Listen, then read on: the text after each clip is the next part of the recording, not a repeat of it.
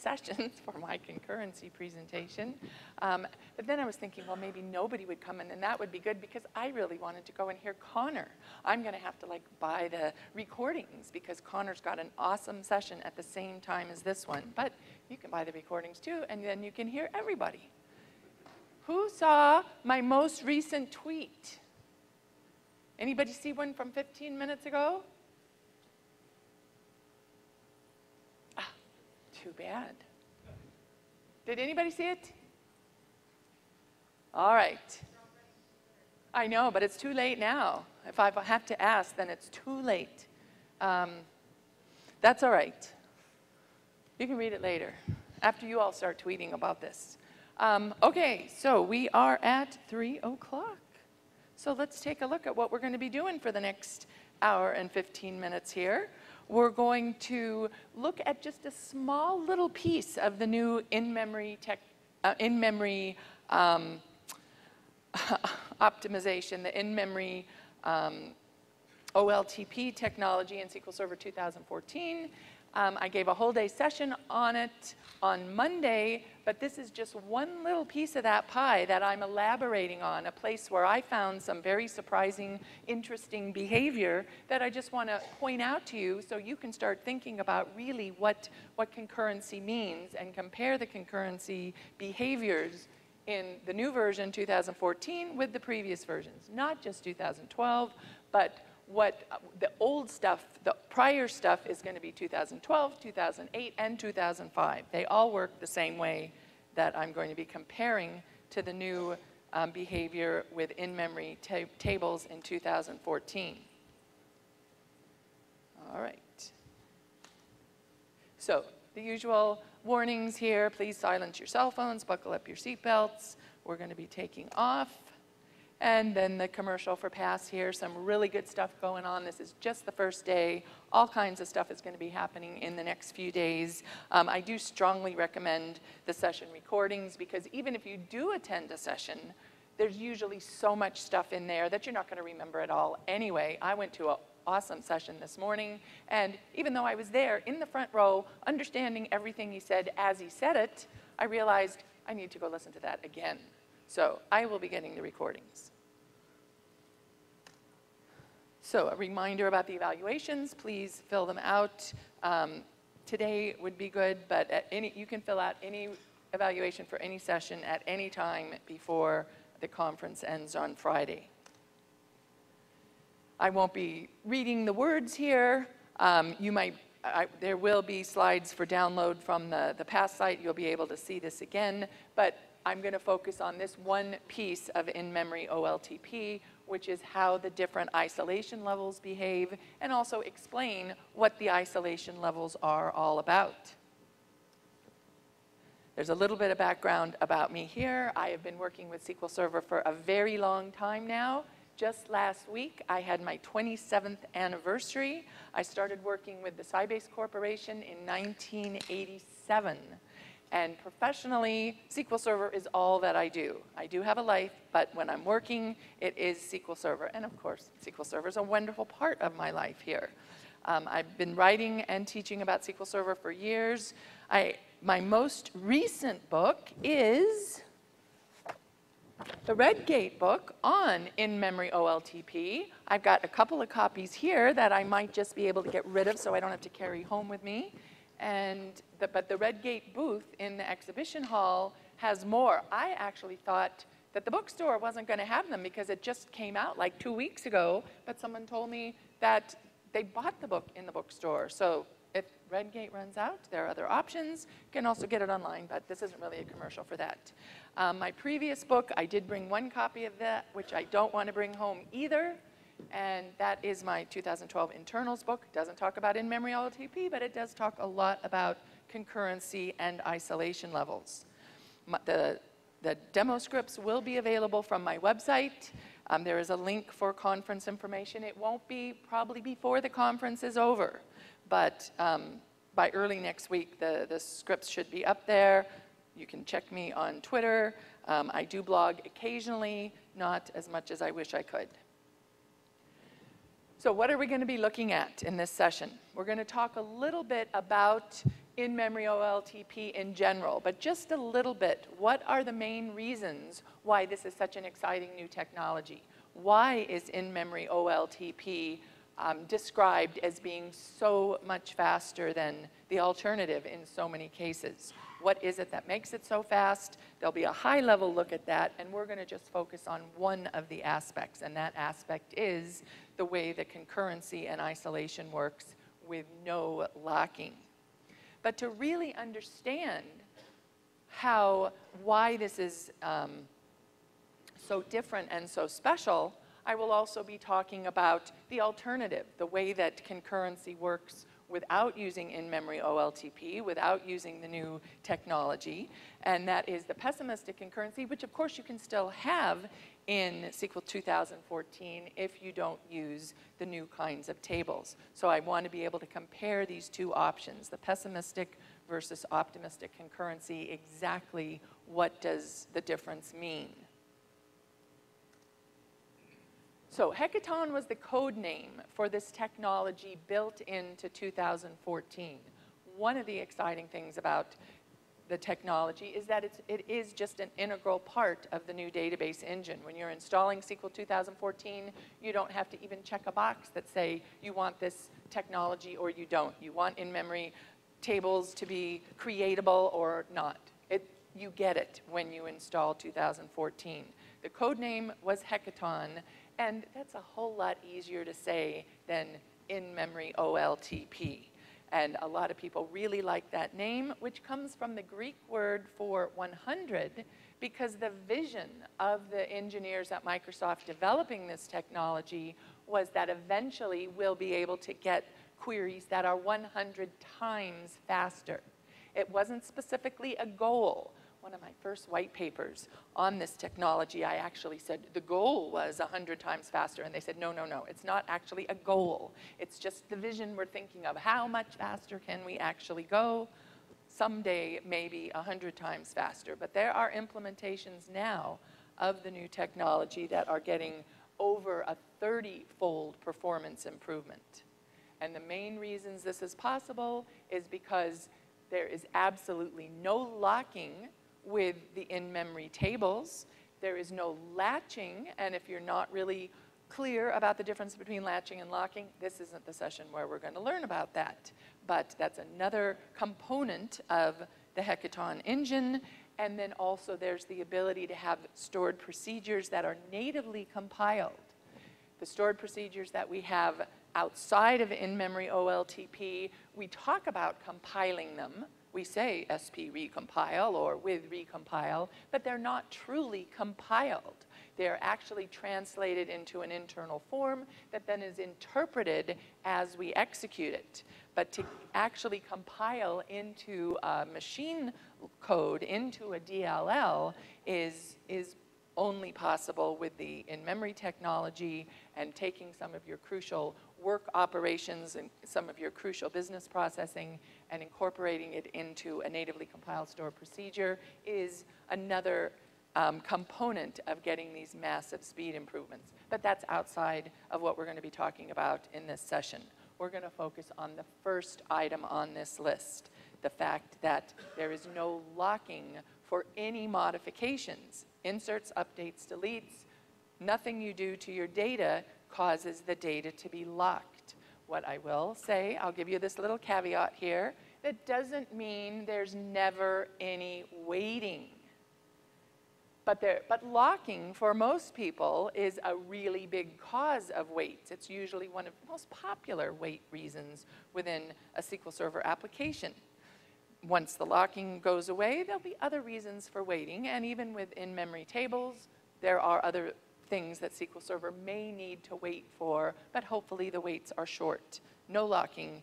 How does this happen? It's tied to the concept of isolation level. So I want to talk about isolation level in the abstract and then go into details about exactly how it's implemented with the older tables, which we call disk-based tables, and the new Hekaton tables, which are the in-memory tables. So we're going to talk about a set of behaviors that we can think of as the possible guarantees of data consistency. We could actually turn that around and talk about the bad things that can happen if the guarantees are not met. These first two bullets here, we've got a whole slide on each of them and a bit more discussion. These are sort of opposites of each other, and one way to look at these two is sort of the cup half full versus the cup half empty scenario. One of them is that what we do get if we perform certain actions or behave a certain way, and the other is what the bad things that happen if we don't do what we thought we were doing. So what we might want to guarantee versus what we might want to avoid is the first two bullets. And depending upon which of the behaviors we want and which of the behaviors we don't want, we choose an isolation level. I'll talk about the 5 different isolation levels that are possible in SQL Server as a whole, but with in-memory tables, only 3 of them are actually viable. And then we'll also talk about something called concurrency models, which is closely tied, which actually is an indication of how the isolation levels are implemented. And we'll get to that in a minute. So what are the guarantees that you might consider wanting to enforce for your data processes? The first one is called read stability. You need to think about what operations you're doing with your data and ask yourself, is it important that when you're in a transaction, that the data that you've read will not be changed? Is the data that you're reading, is it necessary that that stays stable? That's read stability. I'm in a transaction, I read a bunch of quantities from inventory, and then I do some other processing. Is it guaranteed that when I'm done, those values that I've read are still the same values? Yes or no? I, of course, can't answer for you, but and different processes that you do may have different answers for that. But that's something that you should consider every time you have a transaction that's dealing with any data. Is the data that you read, is it important that the values you read stay the same until your transaction is finished? The second guarantee that you also need to consider is something called phantom avoidance. And to be able to avoid phantoms, or even decide whether you want to avoid phantoms, you have to know what a phantom is. So, what is a phantom? A phantom is a row that meets your filter, that meets your criteria in the where clause, that gets inserted into a set of rows. So, in some ways, it's similar to read stability because it has to do with some changes to the data. But a phantom is a whole new row, not just a price changing or the quantity changing.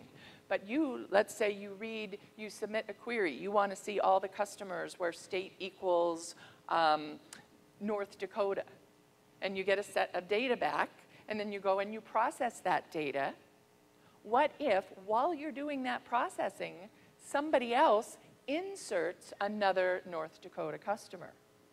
That new row that's been inserted that meets your where condition, that is the phantom, the mysteriously appearing row.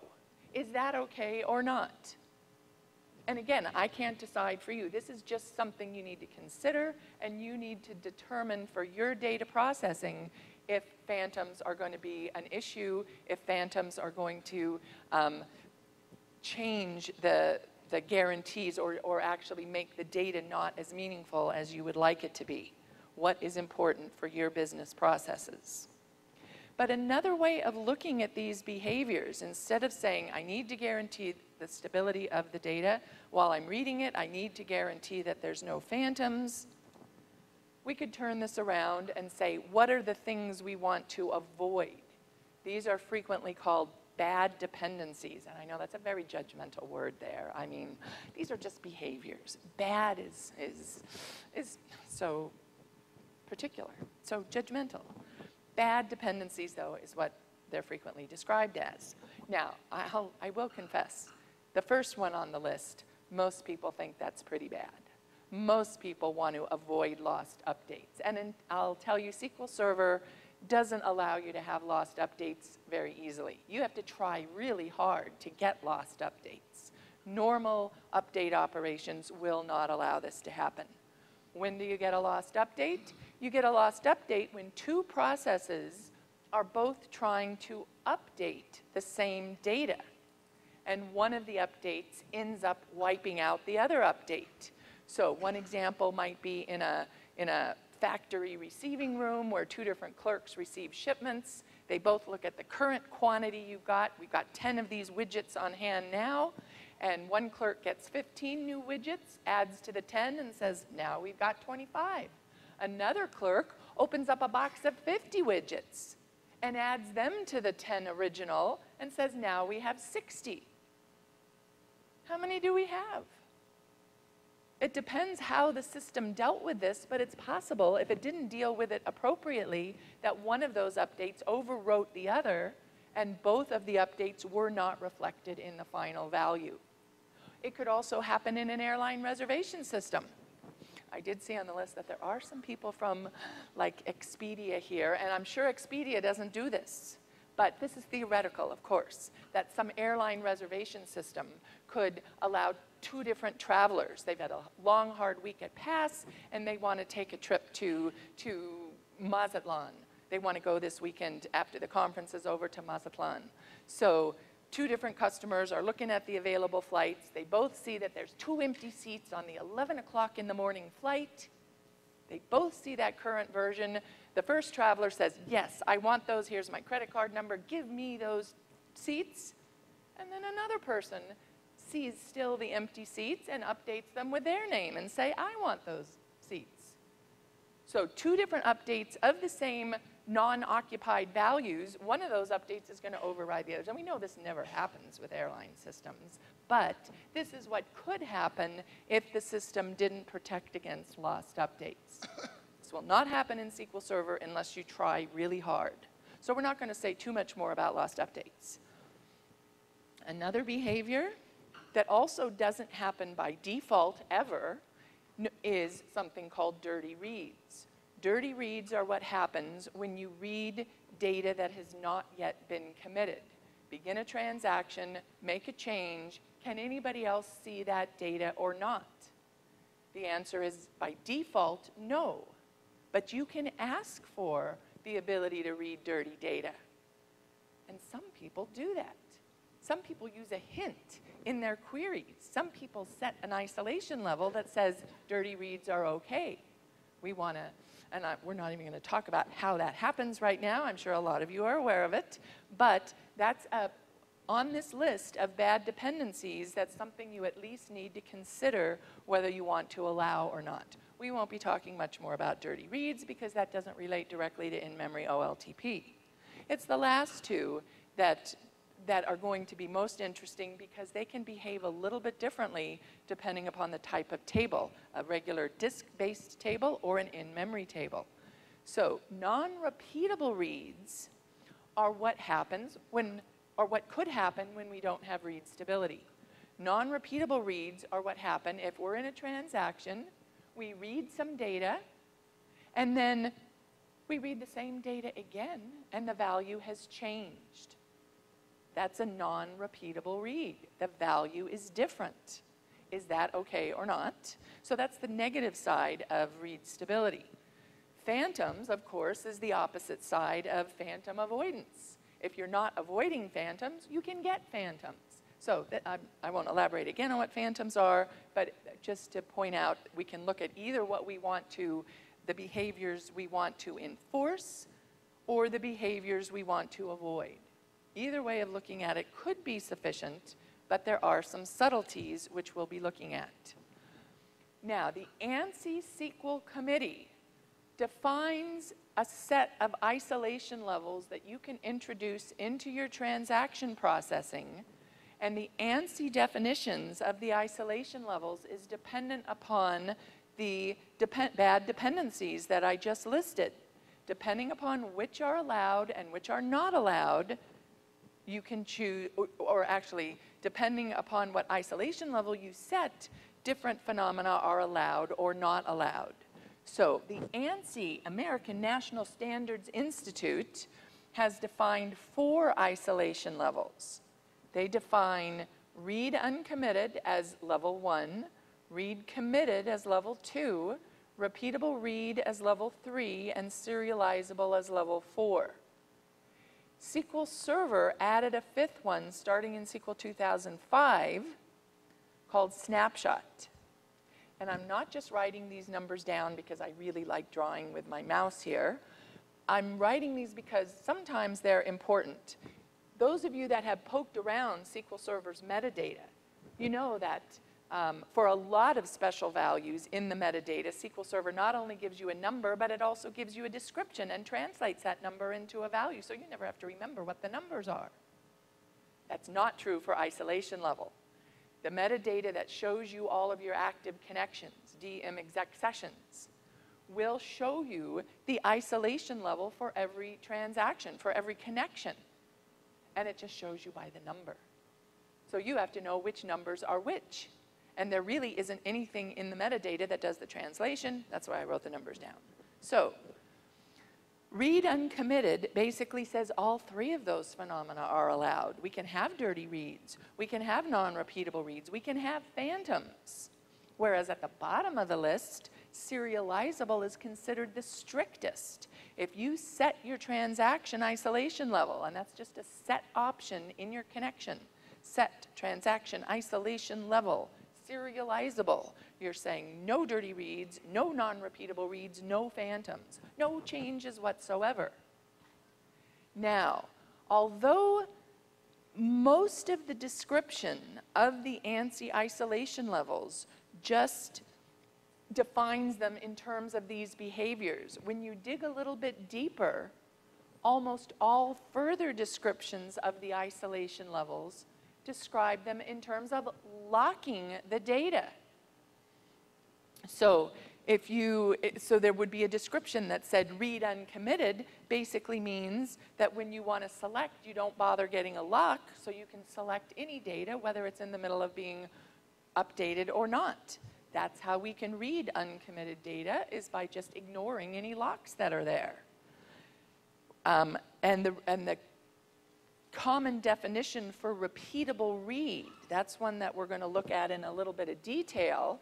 A common definition of repeatable read and a definition of the way that it's implemented is when we read the data, we lock it so that nobody else can change it. With that definition, there is no distinction between repeatable read and read stability.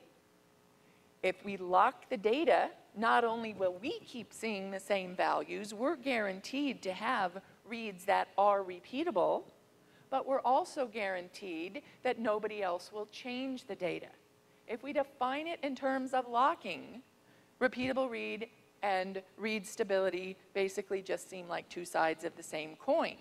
But if we don't use locking, if we don't say that locking is the way these behaviors are enforced, if all we say is repeatable read means I will be able to repeat reading the same data, just the way the words are written, I can repeat my reads. Does that have to mean that nobody changes the data? Does that have to mean that we have read stability? And just by that definition of repeatable read, my reads are repeatable, it doesn't necessarily have to be that nobody else changes the data as long as I don't see those changes. And in fact, the snapshot isolation, the one that isn't described at all by the ANSI committee, actually muddies the water a little bit. In snapshot isolation, you are guaranteed to always read the same values within a transaction, but it doesn't mean that nobody else can change the data. Somebody else may change it, but you'll never know. So that's why I have that little note there in the graph here. Non-repeatable reads are not possible, but read stability is also not guaranteed. In the third column, phantoms, In snapshot isolation, phantoms could happen, which means a new row could be inserted that meets your wear condition, but you'll never see it.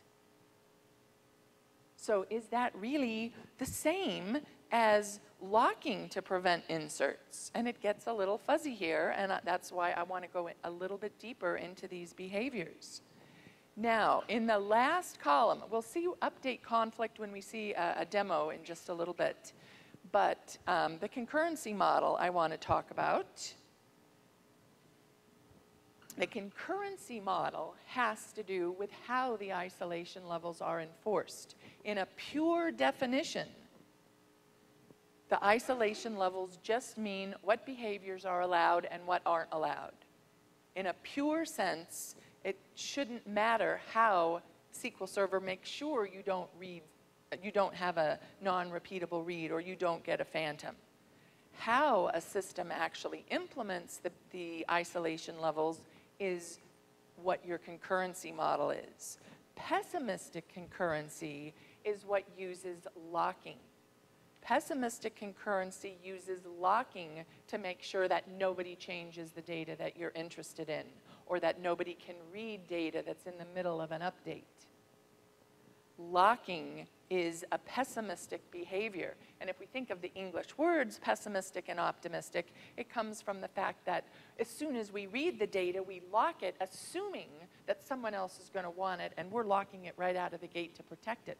We're assuming the worst, that someone's going to want to change this data. Where optimistic concurrency, we assume that really nobody's going to want this data. It's my data. I'm looking at it. Other processes are going to look at other data, and we assume the best. Of course, there have to be checks built in case something happens that we didn't expect, but we assume that there's not going to be any problems out of the gate. Optimistic concurrency doesn't use locking. Now, in SQL 2005, when Microsoft SQL Server introduced something called snapshot isolation and something called read committed snapshot, they described it as optimistic concurrency. And I've been teaching about this for years, and I always described it as optimistic concurrency until I started researching the in-memory technology. And the way the in-memory technology worked with the data was quite a bit different than the way that optimistic concurrency and snapshot isolation worked in SQL 2005.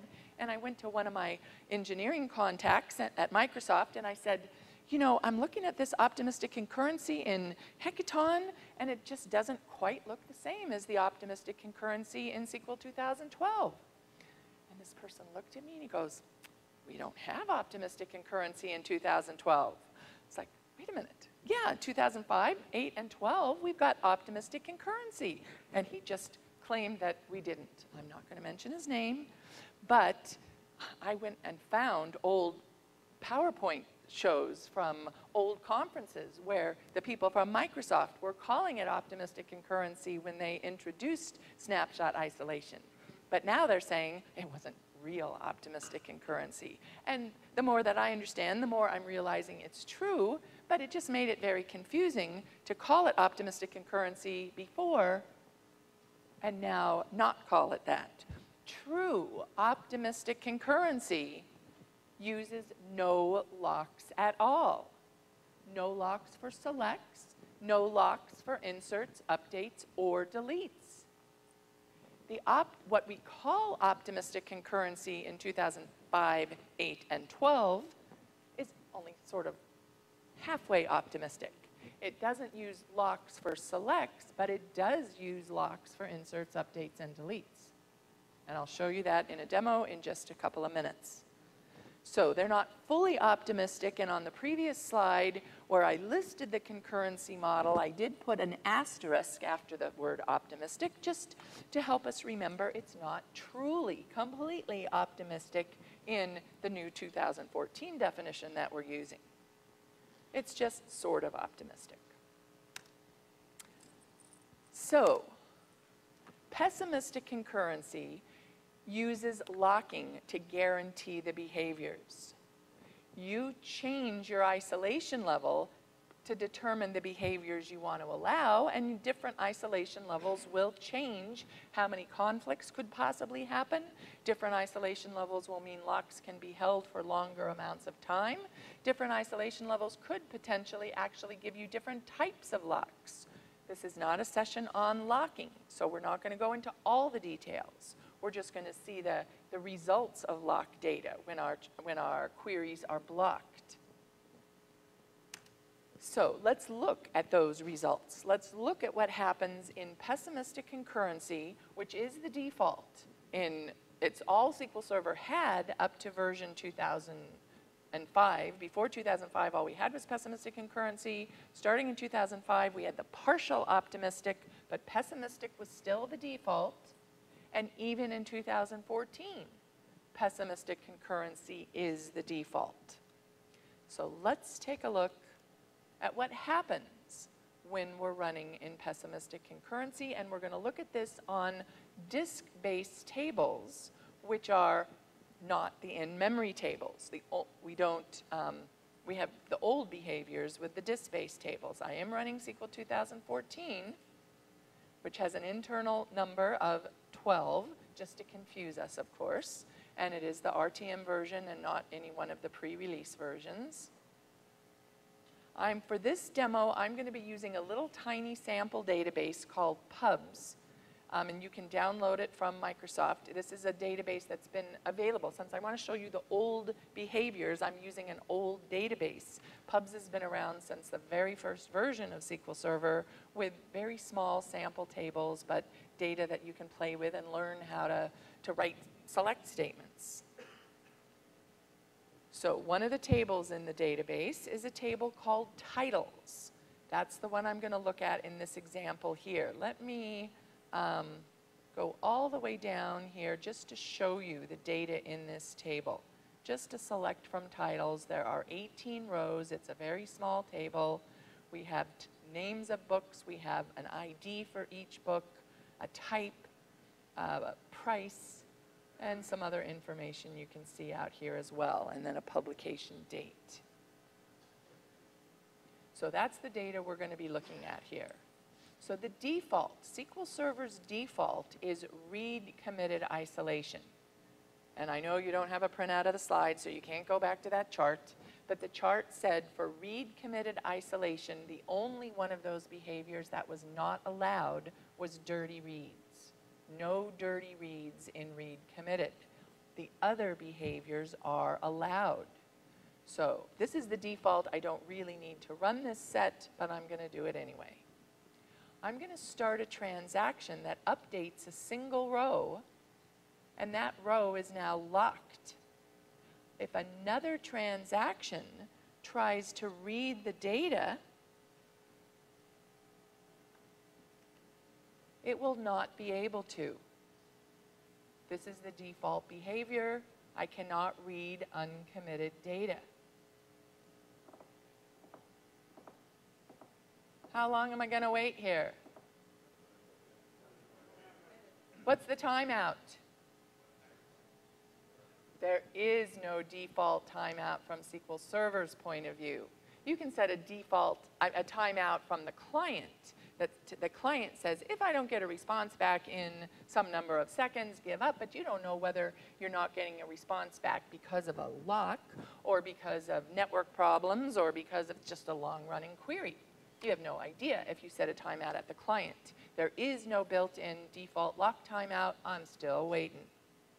So this will wait forever. I could cancel the query if I want. There's a little red button up there to do that. Or if this guy finally comes along and does a commit,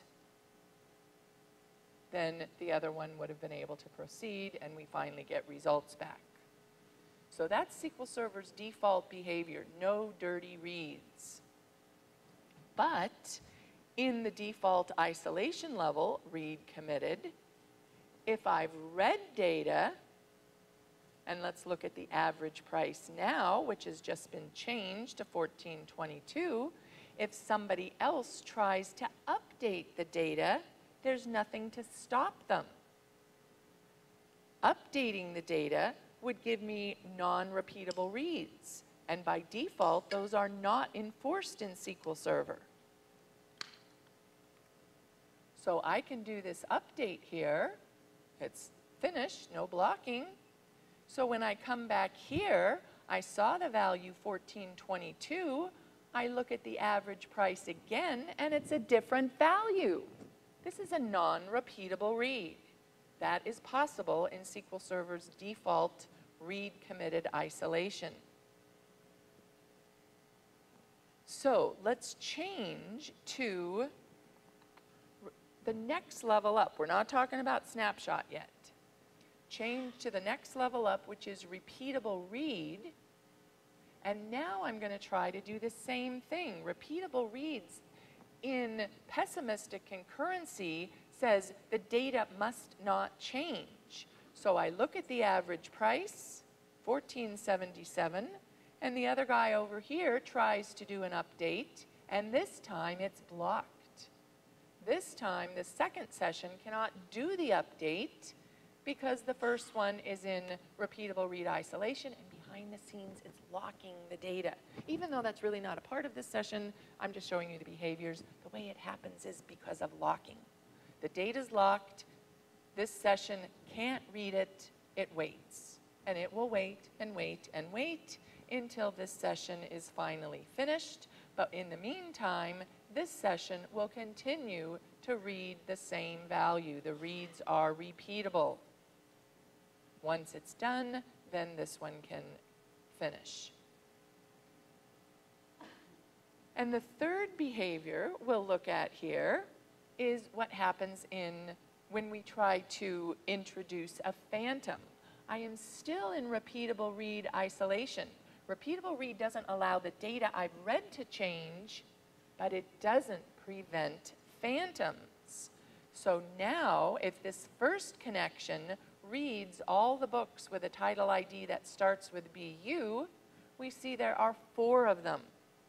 4 books of type business. Their IDs start with BU. If another connection tries to do an insert, it's going to insert my SQL Server 2012 internals book, and it succeeded. So when this one comes back and does the same select again, there's a mysterious new row there. This row here is the phantom. Repeatable read does not prevent the phantom from getting inserted. However, if I change to serializable isolation, set transaction isolation level serializable, and do almost the same thing again. Now we have 5 rows that meet the BU condition. Another connection now has to be a little bit different. I'm not going to try to insert the same book I already inserted. I'm going to insert my SQL Server 2014 internals, which doesn't exist yet. My only 2014 book is my Hackathon book. So we try to insert this book, and it blocks. This cannot be inserted because this one has guaranteed no phantoms by setting the transaction isolation level to serializable. Only after this commits would this one be able to succeed, and we're not going to let it succeed because I don't have that book. Do you want to cancel? We're going to cancel and close. So this one is then guaranteed to not see any phantoms. It's guaranteed to keep seeing these 5 books until commit. It may see new books after that, but while it's in the transaction, it will never see phantoms. It will never see changed data. Now, the last thing I want to show you here is the optimistic concurrency, and you can note the quotes around optimistic that we had in SQL, or we have in 2012. The read committed snapshot is one example of that. There's another flavor, which we'll see in the second demo. One of the flavors of this pseudo-optimistic concurrency is read committed snapshot, which is a database property. I alter the database. to set read committed snapshot on. And now there will be no blocking for selects, and SQL Server will still not read dirty data. The way that read committed snapshot works is that SQL Server reads the older versions of the data. So selects don't take any locks. I'm going to, in this transaction, I'm going to update all the prices by 10%. However, I'm sure this has not happened ever to any of you, but I mistyped my update statement here. I meant to increase all the prices by 10%, but I didn't do it exactly right. Oops, but I don't realize that till after I've made the change. 19 rows affected. Look at my titles. There is my oops moment. And before I have a chance to do anything about it, somebody else comes along and wants to look at the titles. So let's just copy that over here. There's no blocking, but there is no dirty data either. In read committed snapshot, a select will not block. It will show you the previous committed values for anything that's currently in the process of being updated. This is the partial optimistic concurrency, no locks for select. Now, of course, I do realize my mistake at this point, so I roll back the transaction, but I'm not ready yet. Okay, I forgot the next thing. I do want to show you how this is not fully optimistic, because if another transaction wanted to update the data, the update is blocked. The update is trying to get locks, and it can't because it's already locked by the first one, and these two are blocking each other. It's not fully, truly optimistic. Selects will not block, but updates will. So I'm going to roll this back. I didn't like those changes I made, and I am going to turn off read committed snapshot. So those are the behaviors we've had through all versions, 2005 through 2012. Pessimistic concurrency plus the partial optimistic concurrency. But starting in 2014, we have another option. We have truly optimistic concurrency with our in-memory tables. No locks are used at all.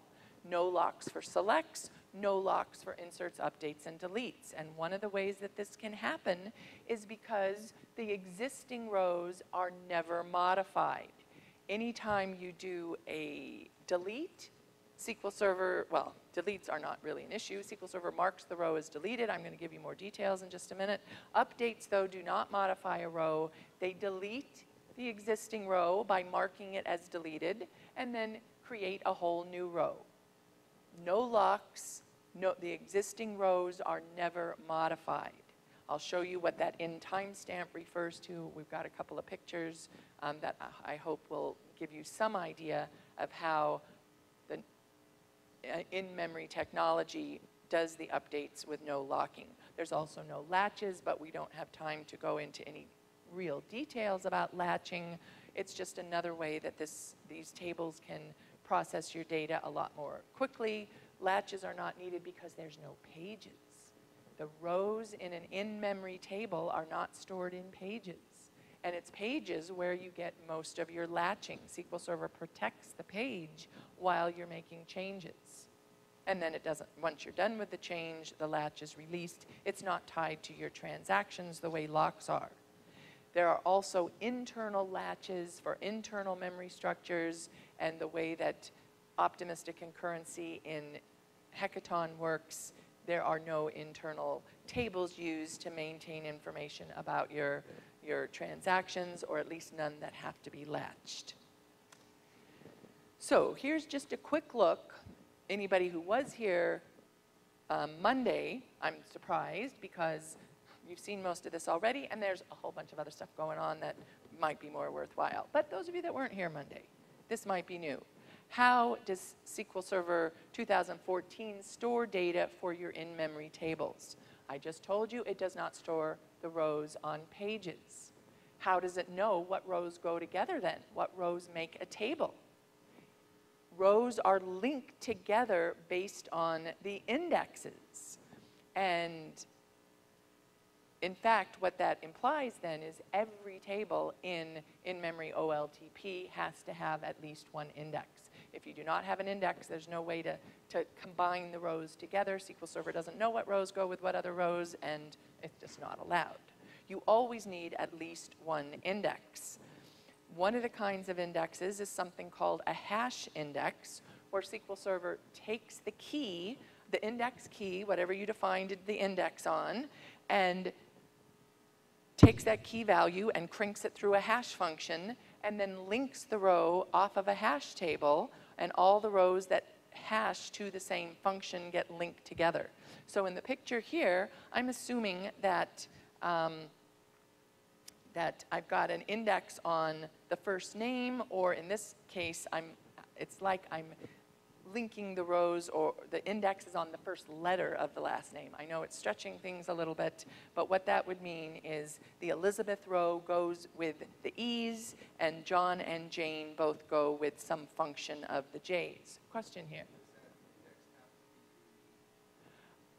No, you do. Does the index have to be unique? If you only have one index, then yes, it has to be unique, because it has to be a primary key. You must have a primary key on an in-memory table. That will create a unique index for you. But you can have other indexes. You must have a unique index. You must have a primary key. So here, Elizabeth is in one chain of values, and John and Jane are in another chain. In this picture, they have both hashed to the same value. And we're not really looking into all the details of the way the hashing works, but the one thing I did want to point out to you here is we do end up with sometimes multiple versions of the same row. As rows are updated, we mark the old one as deleted, but somebody else might still be using that row. Somebody might have an open transaction that is reading those values, and we don't want to really get rid of it. Every row has 2 timestamps in it. We see those in the picture here. Every row has a beginning timestamp, which is the timestamp of the transaction that inserted the row. It basically reflects the beginning of life of this row. Any transaction that starts running before time 20 cannot see this row, because it would be a phantom. It wouldn't have existed at the time that transaction started. So this is the begin timestamp, the birth of the row, and this is the end timestamp, the death of the row. And there is a special internal marker for infinity, which means it hasn't been deleted yet. It still exists. It's still valid. Anybody reading rows has a point in time that they're running at. So if somebody is running at time 25, they will be able to read this Elizabeth row, because Elizabeth was created at 20 and hasn't yet been deleted. But I also have a John row that was created at time 10 and hasn't been deleted, and a Jane row that was created at 30 and has not been deleted. But a transaction that starts at time 25 will not be able to read the Jane row, because it did not exist at the time the transaction started. This picture is not really showing you the concurrency yet. This picture is just showing you the table storage without pages. The way rows exist, we get to them through this hash table based on the index key. There's another kind of index as well, but we're not looking at that in this session. So what happens when we do an update? That's what we're going to look at next. What happens when we do an update of Elizabeth? Somebody has issued an update statement now. It's the same Elizabeth row that we had over here that was inserted at time 120, has not yet been deleted, but they're going to update Elizabeth. They're going to give her a raise. Elizabeth salary is going to be increased to 90,000, 90K. SQL Server implements this as insert a whole new row for Elizabeth with the new value. So the two Elizabeth rows point to each other. They're both part of the same index, but they're going to have different timestamps. When the new row for Elizabeth was added, the old row no longer has no time of ending, no longer has an infinite final timestamp. So the final timestamp goes away, the new row is inserted, and while the transaction is in progress, SQL Server puts a special value as the end timestamp of the old row and the begin timestamp of the new row, which represents the transaction in progress. This basically just indicates X is for transaction. Transaction B is the one that updated Elizabeth, and until it commits, it doesn't have a transaction it doesn't have a timestamp, so we don't know what to put in the end field or the beginning field. Also, until it commits, we don't know if it's going to commit. It might roll back, and then we're not going to actually end up deleting this row. But while it's in progress, we mark the old row and the new row with the internal ID of the transaction, but then as soon as it commits, whoops, as soon as it, I thought I had another step in this build here, but I guess I don't. As soon as this commits, let's say it commits at time 30, we have two versions of Elizabeth. We have a version of Elizabeth that starts at 20 and ends at 30, another version of Elizabeth that starts at 30 and doesn't have an end time. So any transaction that runs, select from my customers where name equals Elizabeth, will see all these Elizabeth rows, but it will only return the ones that have the appropriate timestamp range. If somebody starts running at 25, they'll return the first version of Elizabeth with an 80K salary. If somebody is running at time 50, they'll return the second Elizabeth row. If someone's running starting at time 10, of course they can't see either one. They're too old of a transaction. They started before either of the rows was inserted. Question in the front. I'm sorry, say that again?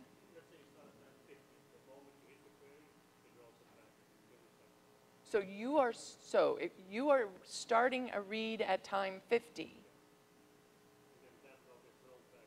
what row gets rolled back? The Elizabeth row here? Once this gets a real timestamp, that means the transaction is finished and there is no possibility of rolling it back. So if it's not finished yet, if it's not finished yet, it doesn't have a real timestamp in it. If it's not finished yet, it just has these internal markers in it. So nobody else can read it at all.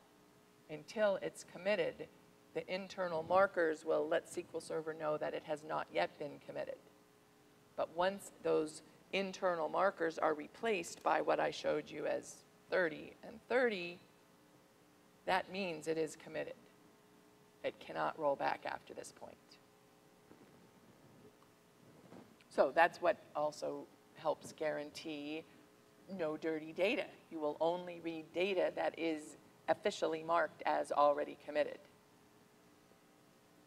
So this is the multiple versioning. You do an update, you get an old version of the row and a new version. They may coexist. You could do another update and get 3 versions of Elizabeth with different lifespans. And a 4th version, theoretically, it's possible to have lots of versions, which is one of the reasons if you went to one of the other sessions that talked about provisioning for in-memory tables, the recommendation was you need to make sure you've got plenty of memory, not just memory for the data itself, but memory for possible versions of the data as long as the transactions that need them might be open. Question in the front.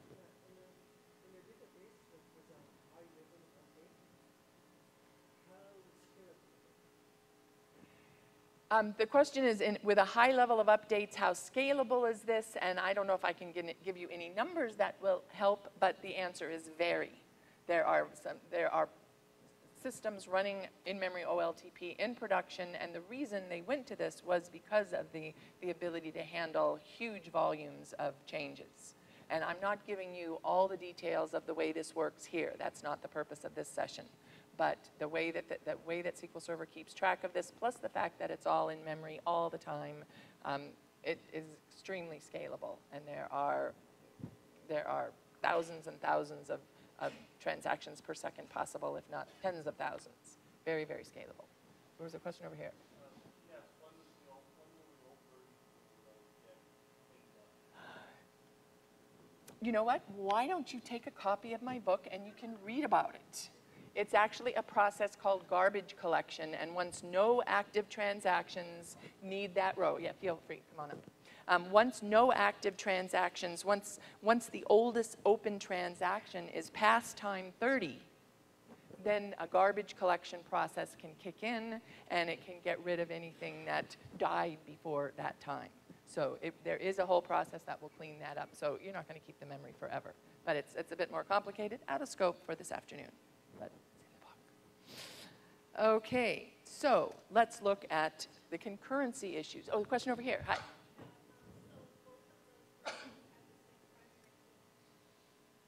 Yes, yes, both of these rows have the same value for the index key.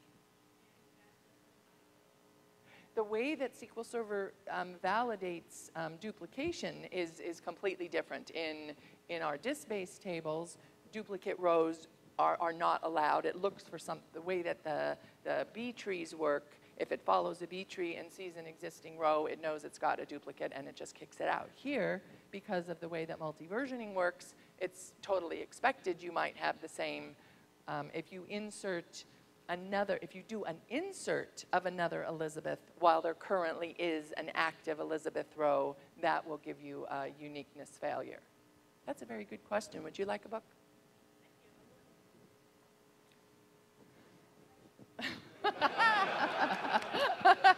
Well, we're going to have to change the criteria. Thank you very much. Thank you.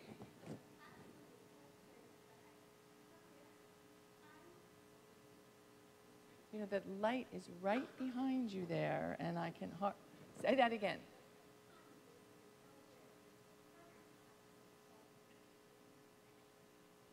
There's different times we have to be aware of. Somebody that updated a row has the end transaction time that gets marked in the row. But somebody reading the data has the time that they're reading at, which is usually based on the last updated transaction. So if we just updated Elizabeth to 90K at time 30, somebody who starts reading immediately after that will have a read time of 30. And they will only read things that were valid as of time 30.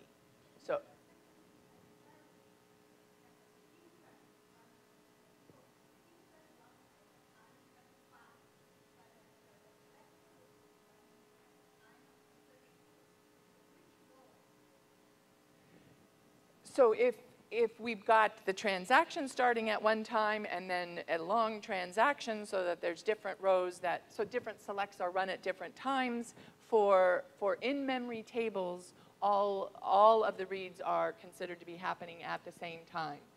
There's different semantics when we're using the old pseudo-optimistic concurrency in the older versions, but for in-memory tables, the beginning of the transaction, that time applies to all the statements in the transaction.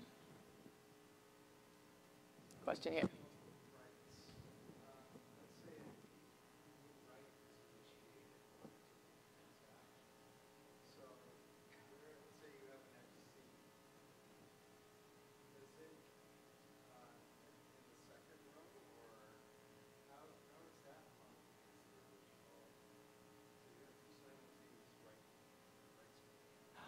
Two writes trying to change the same row? That sounds like a potential lost update, doesn't it? That's why you're concerned about this. Okay, well, just calm down. It's okay. And we're going to see that in the demo. We're going to actually see that in the demo, how that works.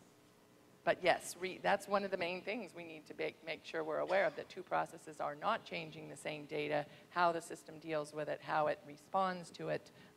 That's called a conflict, and we will see it in the demo. So with in-memory tables, only 3 isolation levels are possible. There is no read uncommitted. There actually isn't even any read committed, unless we just want to play semantic games. A single statement without a begin tran in front of it, you may say it operates the same as any other statement in read committed, the default isolation level, but it also has the same behaviors as snapshot. So the terms used are that even if it's a single statement, we say it operates in snapshot, just to keep the isolation levels all separate. We have snapshot isolation, which means we see data as it existed at the start of the transaction. We will not see anything that happens after our transaction starts. If we're just running a single statement, snapshot isolation would mean as the statement's running, we will not see any data that changes while the statement is running, and we will certainly never read any uncommitted data.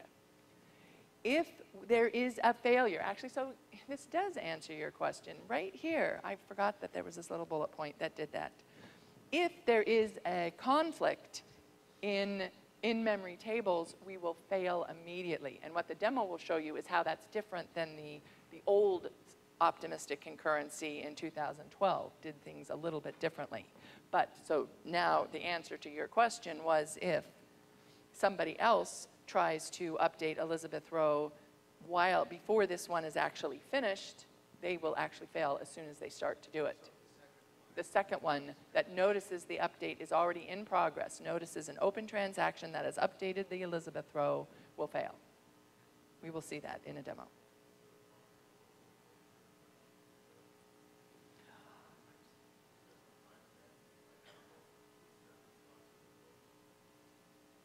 Is it possible that both of them would fail? No, one of them fails because it notices that the other one has already updated the row. If one does this internal update that it hasn't committed yet, and the second one, they will happen at different times. And one of them will notice that the other one has already done it. Whichever one gets in there first will be the one that succeeds. Question, Fred?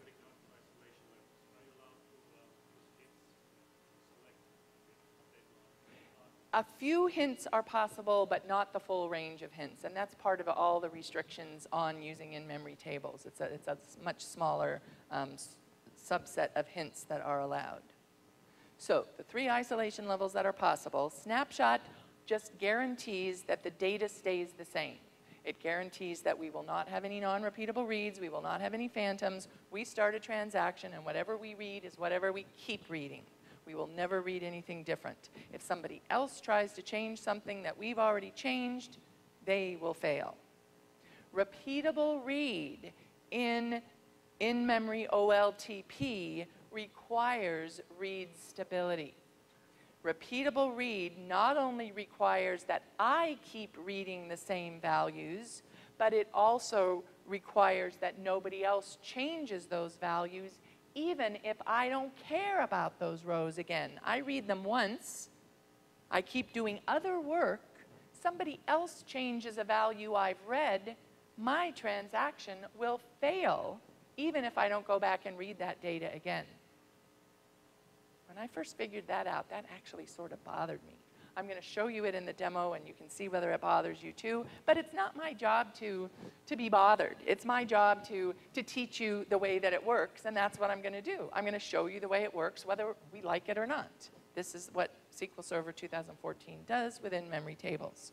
It verifies for repeatable read. It continues. It will show you no dirty data. It will show you no change data, it will show you no phantoms, and it will also make sure that nobody else has changed the data. Serializable isolation will not only verify that nobody else has changed the data to verify read stability, it will also verify that no inserts have been done so that there are no possibilities of phantoms.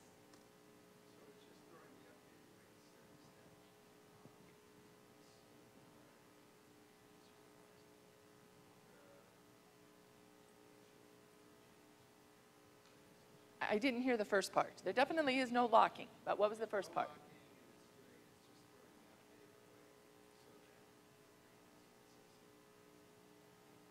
I'm not sure what you mean by throwing the update away.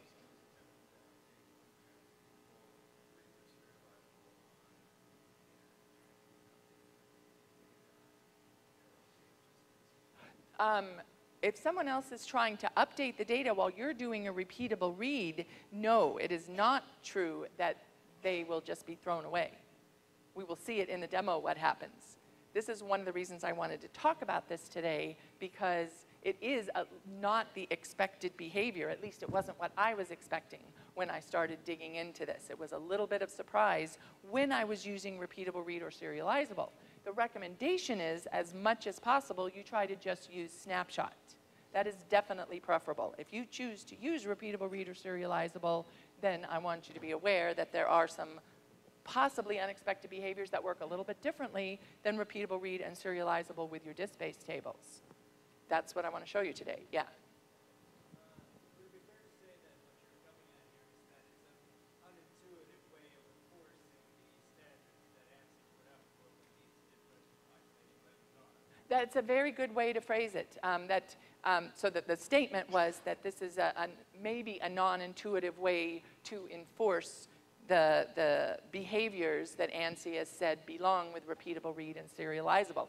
I agree with you 100%, but I actually had this long discussion with some of the engineers at Microsoft about the behavior with repeatable read and said, isn't this just something that you arbitrarily chose as the way that this should work?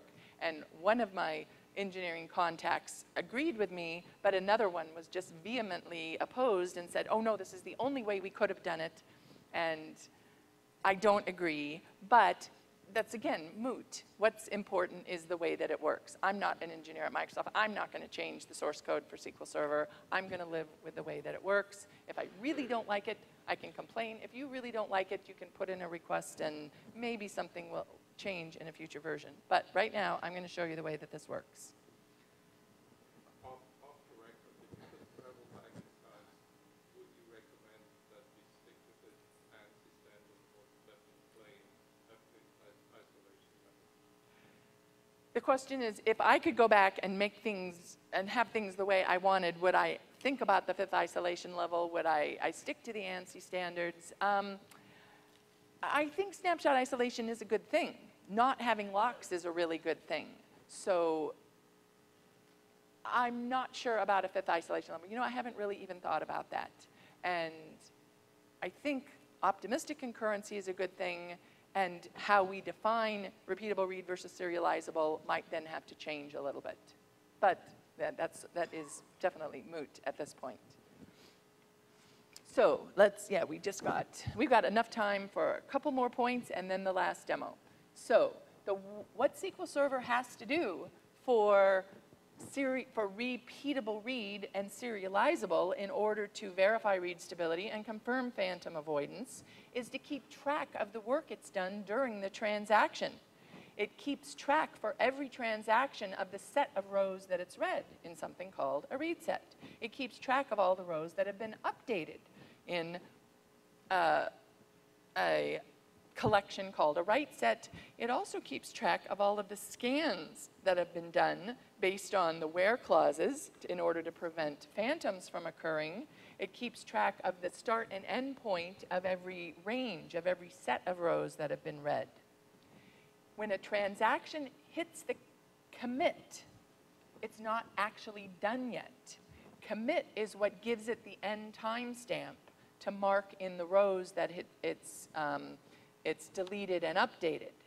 But the transaction is not finished just because the commit was encountered. SQL Server then has to do something called validation of the isolation level. So here's an example of what it does if it has to validate repeatable read. So this is transaction I. Transaction I starts, it's reading at time 35. It reads Elizabeth's salary, and based on its start time of 35, it reads a value of 80,000. It ends at time 50. The validation phase after the commit, so this end timestamp is the commit.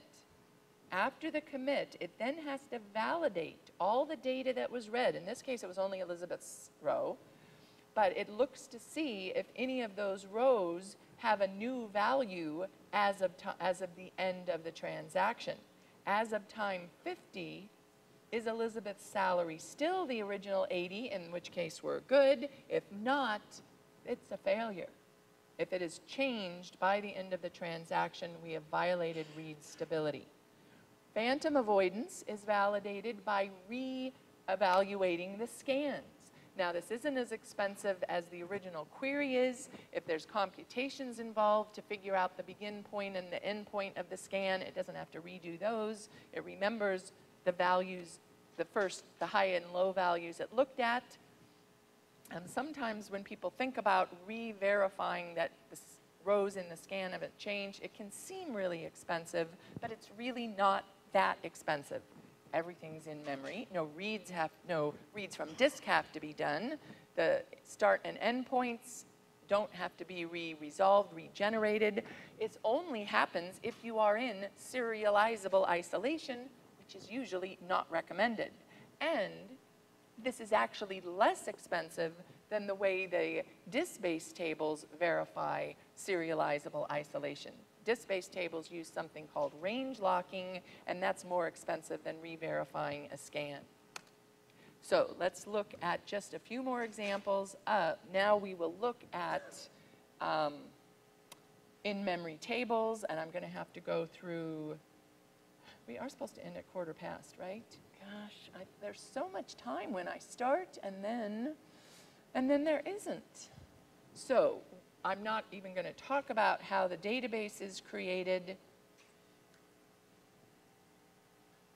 I'm creating a database here that allows memory optimized tables. It's called Contoso. I won't use pubs for this. I'm going to create 2 tables. One, an in-memory table, and the indicator of that is a special clause called with memory optimized equals on. So I have a sales order table in mem, and I will build a very similar table called sales order disk. Yep, already there. I guess I should have done the drop first. And an index to match the index that was on the memory optimized table, and delete both of the rows, make sure there's no rows in either of those tables. Now, I'm going to just insert a couple of rows into each of these. That's all I need to show you what I want to show you. They both have an order ID, an order date, and an order status. The in-memory table and the disk-based table. So first I want to show you snapshot isolation in, let's see, maybe I won't. Since we're running out of time, I want to show you the most important things. The conflicts in disk-based tables. If we have a write conflict, both tables try to update the same row. We will see that if we actually go to isolation level snapshot. And for the disk-based table, the first table, look at the data. I'm looking at the last columns are 1 and 2. And then I update the first row to have an 11. I've changed this to an 11. It's in progress, not yet committed. Someone else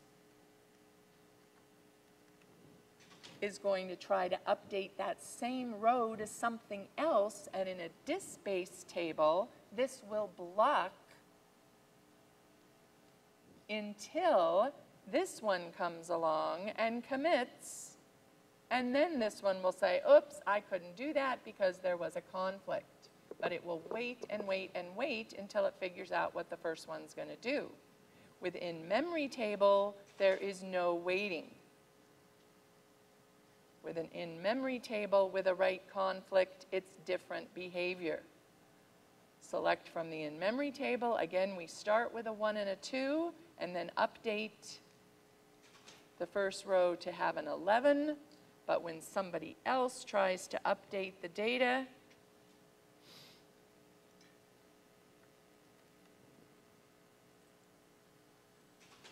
we fail immediately.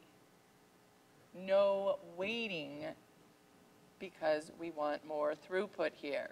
We may want to do an error check for this particular error and possibly resubmit, but there is no waiting. We fail immediately whether or not the other guy succeeds. And I'll show you one last example here.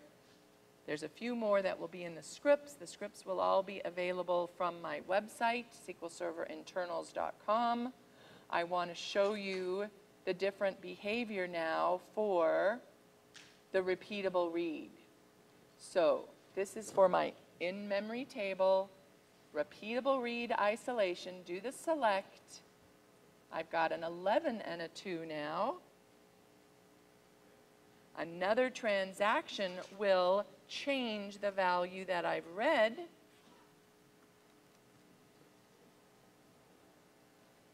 to a 16. We come back over here, and even though, whoops, not there, there, we come back over here, even if I don't do this select, even if I don't care about ever reading this data again, I try to commit the transaction and it fails. I will get a read failure if read stability is not maintained, whether I want that data again or not.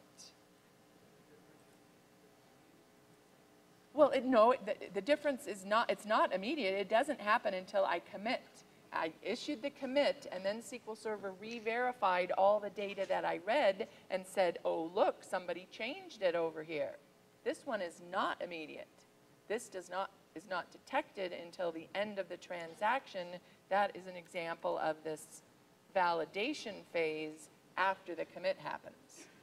So this can happen in either repeatable read or serializable, that there's a failure as a final stage, but you need to be aware that this validation check is done. It does not happen if you are in snapshot isolation. So I wanted to make sure you had a good understanding of what isolation levels are all about. Concurrency models basically just mean, do we use locking or not to enforce the isolation levels?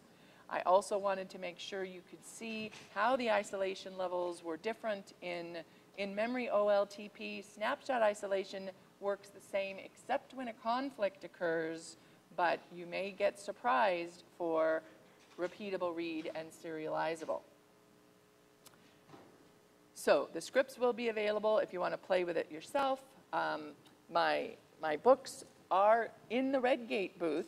They don't have an infinite supply, but if you get there early, they have several large boxes of them, and go and talk to the nice people at Redgate and they will give you a book if you ask. So that's my InMemory OLTP. I also have a concurrency book I wrote for Redgate a few years ago. At my 2012 book, goes into a lot of concurrency detail for 2012. I've actually recorded some information about InMemory OLTP for SWG, SQL Server Worldwide User Group. There are some recordings there that can be viewed through SWG. My favorite blogs about InMemory OLTP are at the Microsoft site, the Data Platform Insider blog. My conferences page on my website will have the scripts available, and feel free to poke around the rest of my website. So I would like to thank you all very much for being here. Thank you. I will be able to stick around for a few more minutes for additional questions, but I sure hope you enjoy the rest of the week at the conference. Thanks again. You got that finished. I know when I took the class, you were still in the front. Well.